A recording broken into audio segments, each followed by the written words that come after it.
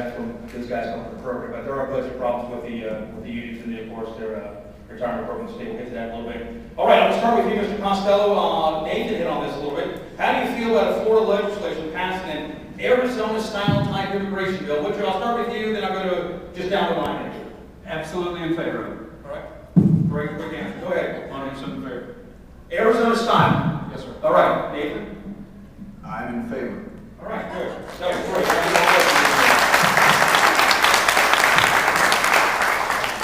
Listen, and I'm not trying to sound stupid. To ask the question, I'm going to start with you first, Nathan. Do you support the Taxpayer Protection Amendment? Is that like with the fair tax?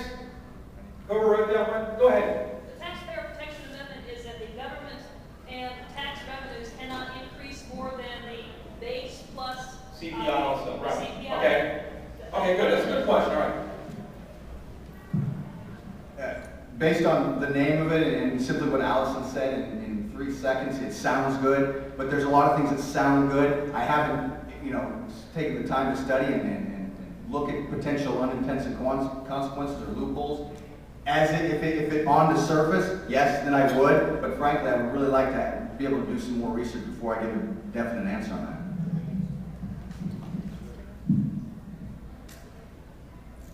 I'd have to basically echo the same thing. Based on what you said in a few minutes, yeah, I would agree with that. Again, I think, as we all stated at the beginning, we're not looking to raise taxes in any way, so if there's... Let me ask this. Would you, Marco Rubio brought this up a few years back. The governor didn't go along with it. They wanted to swap property tax for a sales tax increase. Probably would have saved an average taxpayer about $800 to $1,000, give or take the numbers. But what's your take on that? Go ahead, Vince. I'll go to you, Mr. Costello, and back to you, Nathan.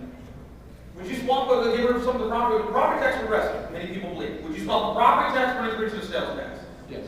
Okay, go ahead, Mr. Costello. Absolutely. That's revenue neutral tax reform. That's substituting a consumption tax for a wealth tax that opens us up to people that want to come and invest their money in Florida. We choose to pay the tax when we buy something. When we own something, we don't choose what the tax rate will be.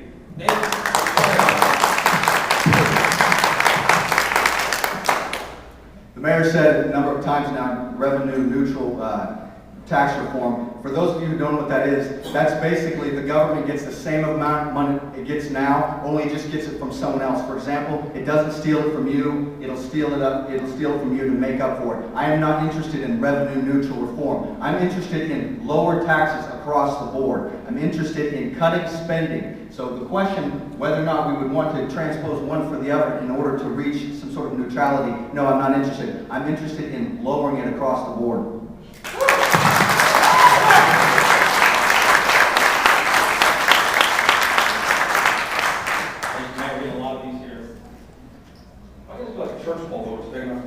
All right, your position on the reassertion of the 10th Amendment for the state of Florida. And we already asked for the Arizona.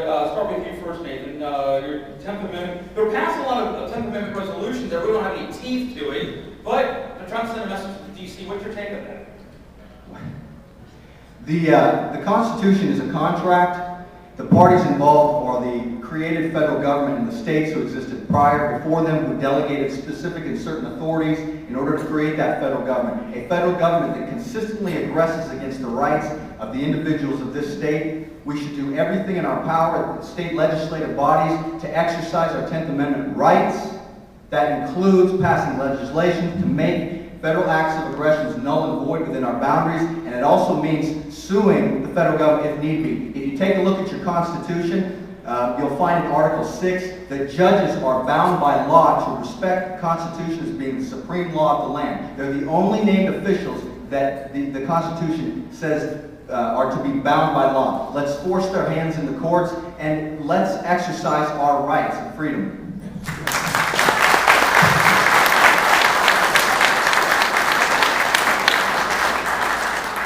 The answer to that is the same answer that I have for the Second Amendment.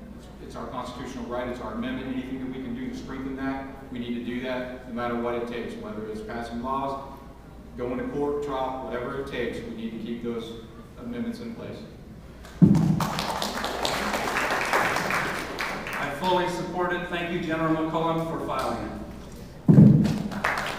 All right. James, I'm going to start with you. I'll get to it. Your thoughts on Senate Bill 6. This is the one that Governor Chris said that he had to veto. What's your take on that bill, Senate Bill 6, where 11 Republicans voted against it? The governor vetoed it. A lot of radio talk shows were against the bill.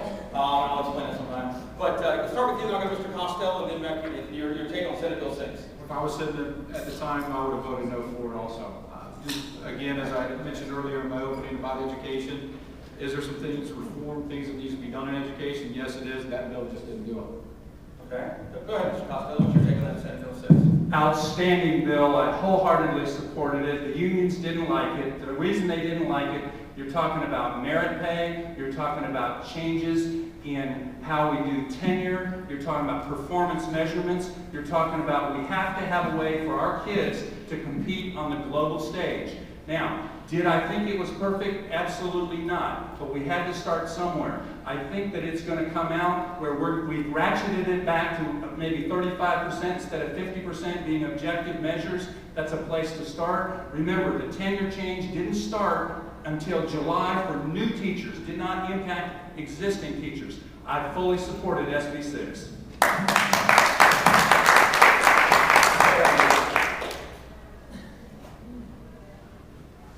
The problem with the state-run school system is that it's run by the state, and any socialized program, which state-run schooling is, cannot be fixed with a mere smattering of some free market tools. The reform was weak. It did not address the core problems with the state-run school system. I would not have supported that bill, not just specifically because there were a few items that I didn't like, but because it did absolutely nothing to work towards the reform that we need, courageous reform. It addressed a handful of items, and it tried to use a couple free market tools listen, no, wrong. We need real education reform to serve the children of this state.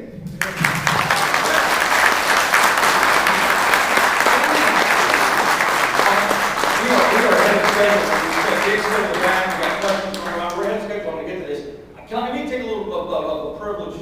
And what is it that you, Mr. Champion, and Mr. McDonald, specifically didn't like about the bill? Mr. Costello gave you some points about the bill where he liked it. And I'll start with you, Nathan. Give me a couple specifics that you didn't like about the bill. I mean, you painted, you said free market. I understand where you come from. Give me some specifics why you didn't like about the bill. Okay. The opinions that I'm going to give are not the reasons that I don't support it, but specifically the bill itself. Well, first of all, it had some sort of a teacher ranking structure whereby you say, okay, well, this teacher's very efficient and this one's somewhat efficient. These guys over here are kind of efficient. I was in the Navy for 12 years, and we have sort of a system like that where you sort of rank subjectively. I tell you, talk about I don't even know this word. It becomes incredibly political, all right? And there's no real accurate gauge. Not only that, well, God forbid you if you're a special needs teacher, and there's absolutely no incentive to go in and teach children who are special needs because the measure of metrics in order to measure your output, it's incredibly skewed. Look, again, it's we're always we have some sort of failed system, and then we have some sort of weak attempt at tweaking it, and then that's what we talk about. Let's talk about getting to some actual real reform that would return the authority in children's education back to the parents, right? Back to students of age and educators themselves. That's what we need to be talking about. Not talk about how do we tweak a failed system with a failed bill.